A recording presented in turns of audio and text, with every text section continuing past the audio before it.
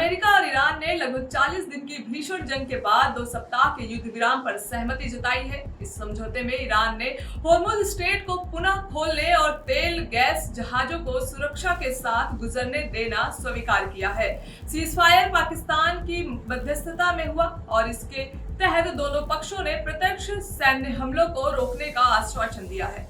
इसके साथ ही ईरान ने अमेरिका को भरोसा दिलाया है कि किसी भी प्रकार की नाकेबंदी या नए हमले से बचा जाएगा। सीज फायर के ऐलान के तुरंत बाद वैश्विक वित्त बाजारों में सकारात्मक रुख अपनाया गया। कच्चे तेल की कीमतें लगभग 5% गिर गई और एशियाई, यूरोप एवं अमेरिकी स्टॉक इंडेक्स में तेजी दिखने को मिली। निवेशकों ने जोखिम भरे निवेश रिस्क ऑन अपनाए, जिससे मुद्रा और कमोडिटी बाजारों में दबाव कम हुआ। विश्लेषकों का कहना है कि यह रैली आहिस्ते बनी रह सकती है और वैश्विक तेल आपूर्ति तथा ऊर्जा मांग पर निर्भर करेगी।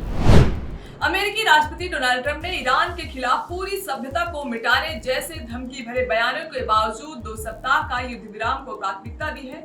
यह अचानक राजनीतिक बदलाव पाकिस्तान द्वारा तैयार इस्लामाबाद रिकॉर्ड और अंतर्राष्ट्रीय दबाव के बीच हुआ, जिससे संभावित तबाही बड़े पैमाने पर टली है। ट्रंप ने इस कदम से मध्य पूर्व में व्यापक विनाश और नागरिक हानि को रोकने का प्रयास किया। अमेरिका ईरान सीजफायर लागू हो गया है। इजराइल ने स्पष्ट किया है कि लेबनान में हिजबुल्लाह के खिलाफ जारी संघर्ष पर लागू नहीं होगा। लेबनान में इस संघर्ष के कारण नागरिक हताहत और असुरक्षा बनी हुई है, दर्शाता है कि मध्य पूर्व में संपूर्ण शांति अभी दूर है और केवल कुछ मोर्चों पर ही संघर्ष विराम की स्थिति देखी जा रही है। ऑस्ट्रेलिया में ईंधन की आपूर्ति पर तनाव बढ़ गया है, जिससे लॉजिस्टिक और ट्रांसपोर्ट सेक्टर में चेतावनी की स्थिति है। अमेरिकी ईरान संघर्ष से जुड़े वैश्विक तेल संकट के बीच प्रधानमंत्री एंथनी अल्बेनीज़ ने चीन के साथ तेल और ईंधन साझेदारी पर काम कर रहे। राजनीतिक बहस में यह मुद्दा प्रमुख बन गया है और सरकार पर दबाव है कि वह घरेलू आपूर्ति सुनिश्चित करे।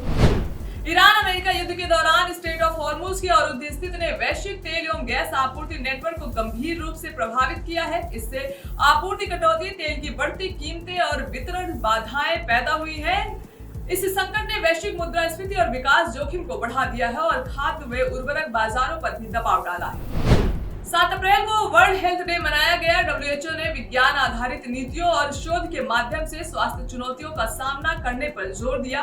वन हेल्थ पहल के अंतर्गत मानव, पशु और पारिस्थितिक तंत्र के स्वास्थ्य को जोड़कर समग्र दृष्टिकोण अपनाने की बात की गई। यह कदम वैश्विक स्वास्थ्य प्रणाली की मजबूती और रोगों की रोकथाम के लिए महत्वपूर्ण माना जा रहा है। संयुक्त राष्ट्र महासचिव एंटोनियो गुटेरेस ने अफ्रीका के ब्लू नाइल और मेडिटेरेनियन में शरणार्थियों की सुरक्षा पर चिंता व्यक्त की। उन्होंने तुरंत संघर्ष विराम, सुरक्षित मानवीय पहुंच और नागरिक संरक्षण की आवश्यकता पर जोर दिया। मेडिटेरेनियन में जहाज दुर्घटनाओं में 180 से ज्यादा लोगों के मरने की रिपोर्ट पर न्यायपूर्ण कार्रवाई की मांग की गई। इटली ने कहा कि ईरान की जनता को अपनी सरकार के नीतिगत निर्णयों के कारण दंडित नहीं किया जाना चाहिए। संघर्ष से प्रभावित लोगों को सुरक्षा, भोजन और स्वास्थ्य सहायता उपलब्ध कराई जानी चाहिए।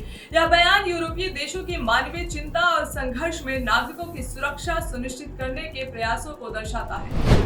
यूक्रेन के राष्ट्रपति व्लादिमीर जेलेंस्की ने कहा है कि एशियाई देशों को यूक्रेन की समुद्री रक्षा विशेषज्ञता में रुचि है। रूसी यूक्रेन युद्ध से प्राप्त अनुभवों का साझा उपयोग करके सामरिक समुद्री सुरक्षा मजबूत की जा सकती है। यह पहल यूरो एशिया सहयोग को नई दिशा देने और समुद्री रणनीति में सामरिक स्थिति लाने में मदद करेगी।